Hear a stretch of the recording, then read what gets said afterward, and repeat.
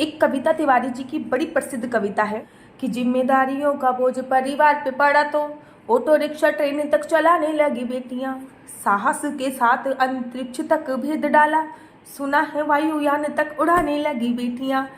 और कितने उदाहरण उधेड़ कर लाऊं मैं, हर क्षेत्र शक्ति आजमाने लगी बेटियां, कि वीरों की शहीदी पे अर्थी को काना देकर अब शमशान तक जाने लगी बेटियां। ये बात सच है कि आज बेटा बेटी में कोई भेद नहीं है।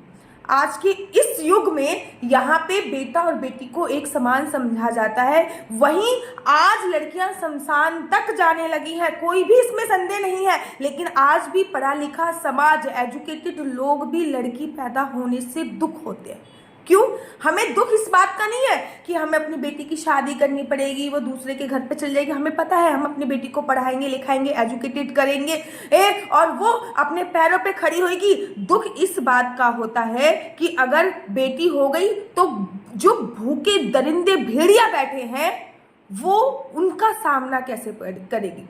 लोग कहते हैं बेटी को सेल्फ डिफेंस सिखाओ, लोग कहते हैं ये सिखाओ, लोग कहते हैं वो सिखाओ।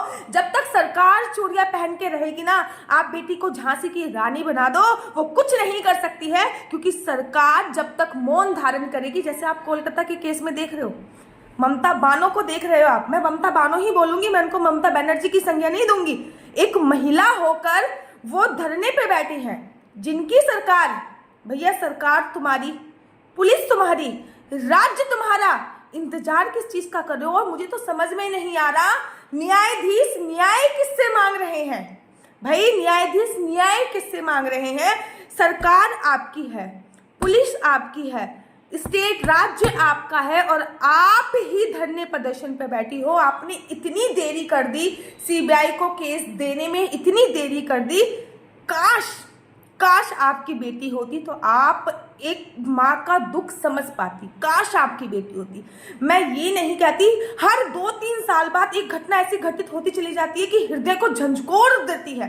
पहले निर्भया का केस हुआ, हृदय को बिल्कुल झंझोर दिया। उसके बाद बात थमी ही नहीं थी कि डॉक्टर रेड्डी का केस हो गया। लेकिन खुशनसीबी ये है कि डॉक्टर रेड्डी को इंसाफ तुरंत के तुरंत मिल गया। 3 दिन बाद इंसाफ मिल गया। और यहाँ पे 3 से 4 दिन हो गए। मैंने वीडियो बनाने में थोड़ी देरी इसलिए कर दी, मुझे लगता था कि जैसे डॉक्टर रेड्डी को न्याय मिला है वैसे ही जल्दी से जल्दी न्याय मिलेगा। इंसाफ तब देरी हो गई कि अभी तक केस की गुत्थी जो है वो सुलझी ही नहीं है। यही नहीं पता चल रहा कि आखिर फंसाया किसको जा रहा है, आरोपी कौन है। क्योंकि जिस हिसाब से पोस्टमार्टम की रिपोर्ट आई है, कोई एक आरोपी तो हो नहीं सकता। और जो सरकार है उस टाइम पे वहां पे करण, वो तो भैया धरना प्रदर्शन पे बैठी हुई है और कह रही है न्याय दो, न्याय दो। मुझे ये समझ में नहीं आ रहा, जब वहां की सरकार ही धरने प्रदर्शन पे बैठी है तो वो बूढ़े माँ बाप कहाँ जाए जिन्होंने अपनी जवान बेटी गंवा दी। वो बूढ़े माँ बाप कहाँ जाए? जिस क्षेत्र में महिला सुरक्षित नहीं है, जिस क्षेत्र में लोग अपने बच्चों को नाइट ड्यूटी करने से रोकेंगे, कहाँ से लेके आओगे लेडी डॉक्टर नाइट ड्यूटी करने के लिए? रात को अगर तुम्हारे बच्चा होने लग गया इमरजेंसी में, तुम्हारी मिसेज की तबीयत खराब होगी, बहन की तबीयत खराब होगी, बेटी की तबीयत खराब होगी, और नाइट ड्यूटी में आपको कोई लेडी डॉक्टर नहीं मिली, नाइट ड्यूटी में आपको कोई लेडी डॉक्टर नहीं मिली, कहाँ से लेके आओगे? ये इंसाफ दिलाना बहुत ज्यादा जरूरी है। वीडियो मैंने देरी से बनाई है, रीजन ये था, मुझे लगा था जैसे ही डॉक्टर रेड्डी को इंसाफ मिला है वैसे हमारी इस कोलकाता वाली बहन को भी इंसाफ मिलेगा। लेकिन जो देरी हो रही है इसको देखते हुए हृदय झंझोर दिया और मेरी आत्मा भी जाग चुकी है, क्योंकि मैं भी एक माँ हूँ और कल को मुझे भी अपनी बेटी की फिक्र है। भारत की हर माँ को जागरूक होना पड़ेगा, क्योंकि हमको अपनी बेटी को चाहे हम झांसी की रानी ही बना दें, लेकिन जब तक हमारे देश की सरकार मौन धारण करके बैठी रहेगी। क्या मजाक चल रहा है? पुलिस लगी पड़ी है, सबूत मिटा दिए, मतलब चल क्या रहा है?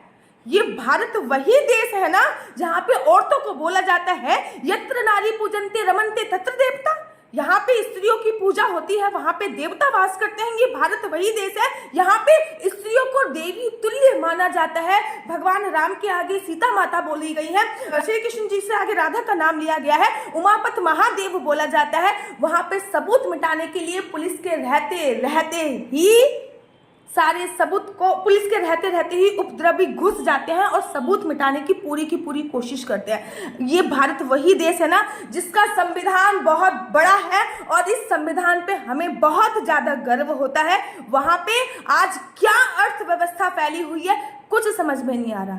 एक माँ अपनी बेटी खो चुकी है, एक पिता अपनी बेटी खो चुका है और यहाँ पे ममता बानो धरना प्रदर्शन कर रही है। किसके खिलाफ? जिनकी सरकार उनके खिलाफ। किसके खिलाफ? भैया जिनकी पुलिस उनके खिलाफ। किसके? मेरे को तो समझ में नहीं आ रहा वो तख्ती लेके घूम क्यों रही है, मुझे न्याय दो, मुझे न्याय दो। अरे भाई न्याय की उम्मीद आप कर किससे रही हो? जब आप ही न्याय की उम्मीद किसी से कर रही हो तो उस गुड़िया के माता पिता, उस बहन के माता पिता कहाँ जाएंगे? मैं भी इस लड़ाई में आप लोगों का साथ देती हूँ। मेरी भी वो बहन है और हम सबके लिए एक बेटी है, इनको न्याय अवश्य मिलना चाहिए। जय हिंद।